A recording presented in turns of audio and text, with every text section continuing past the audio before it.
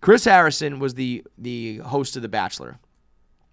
Fired this week, finally officially. He was there for almost 20 years, started in 2002. Now that means he hosts The Bachelor, The Bachelorette, Bachelor in Paradise, and any sort of specials they do. I think he also does other shit for ABC. Like he hosted Who Wants to Be a Millionaire and all these other game shows and appearances and whatnot. He was making cake, making millions a year. 6 months ago or so, he came out and made some comments about a contestant on The Bachelorette or The Bachelor. This girl, when she was in college, went to a sorority party that was an old South style antebellum sorority party, which was on a plantation, and they dressed up like old school like they did in the time when there was slavery, and it was like recalling a terrible, bleak time in American history. And people dug up these pictures, and they were saying that she was racist. Now, it's a weird gray area where it's like, obviously, these places and these types of parties and these words and this culture calls back to a time of racism. But there were parties and institutions and schools down in the South that, like, they don't necessarily associate it with the racism. They just think of it as like their old past. And that's what we're learning now as a society, is that you can't really split those two things. And if you're going to talk about that era, you have to understand that it was actually a gruesome time in American history. And now these were kids who were just showing up to a party. But then you make the argument they're not just kids. They're adults that should like understand the consequences of their actions.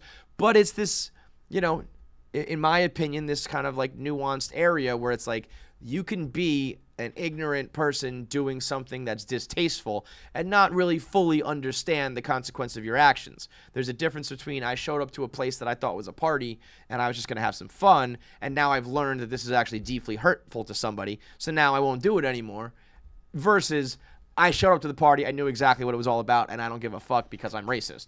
So Chris Harrison came out and kind of tried to voice his opinion to back up this contestant, which I think we later learned that she won The Bachelorette, or The Bachelor. I keep mixing them up. So he probably was like, I need to have this girl's back because she's going to be on the show for like 20 more weeks. She's like our star.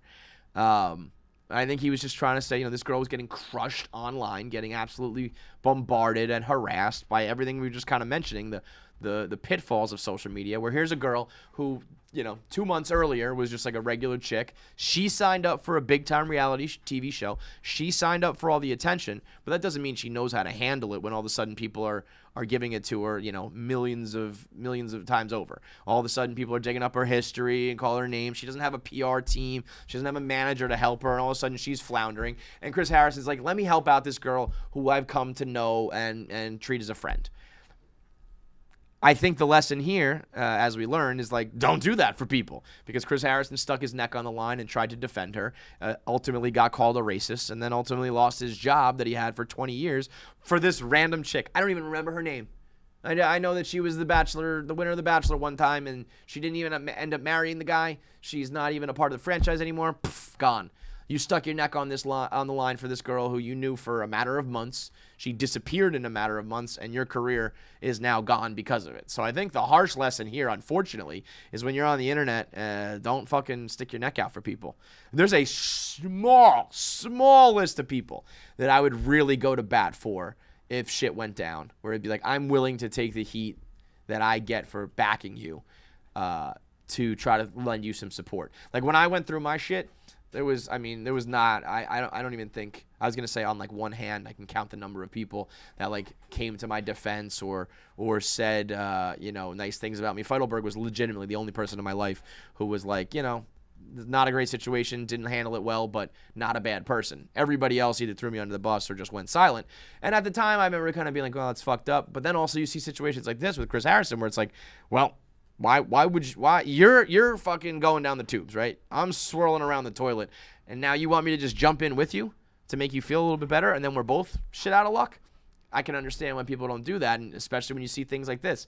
I can guarantee you the next time Chris Harrison comes by it, or the next time a TV show host or a athlete and a coach or a boss and an employee or whatever, it's like, I'm not going to go to bat for them because then I get dragged down with it too. Now, Chris Harrison, what he was trying to do, I think, was good. I think he was trying to help out a girl who was floundering and just being abused on the internet by trolls and haters.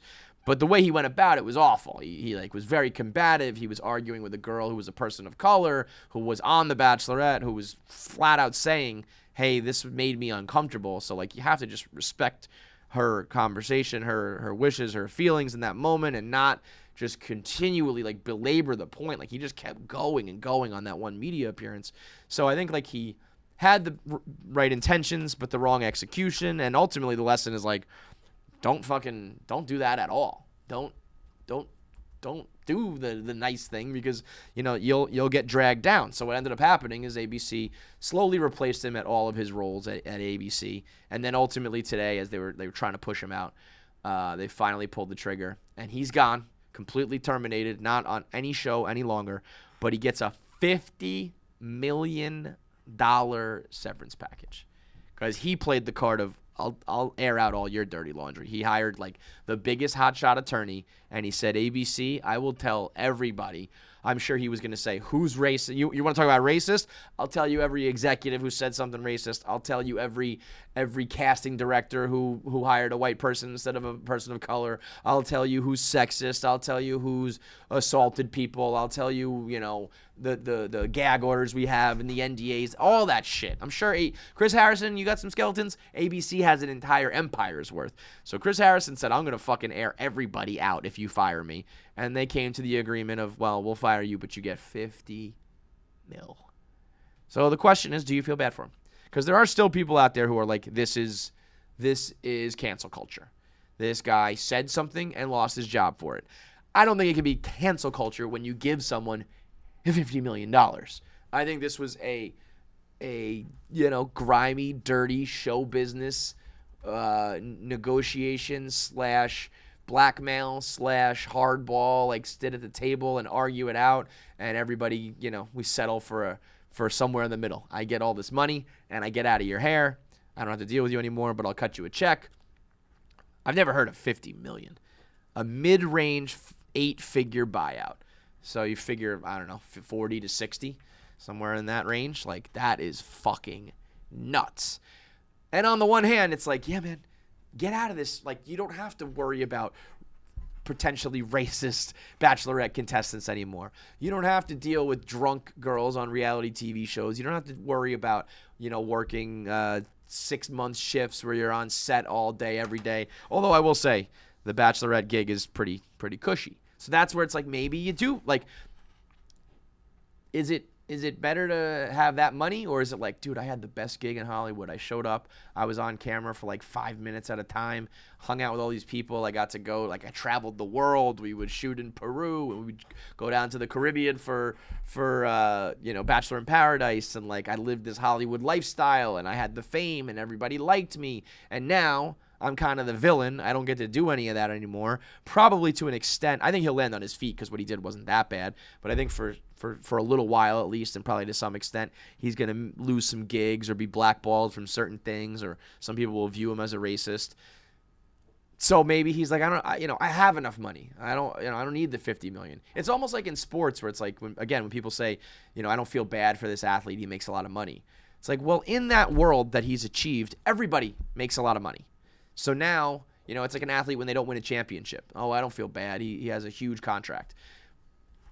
They don't care about the money. They want the championship. That's what they've worked for their whole life. And they want to make it to the top.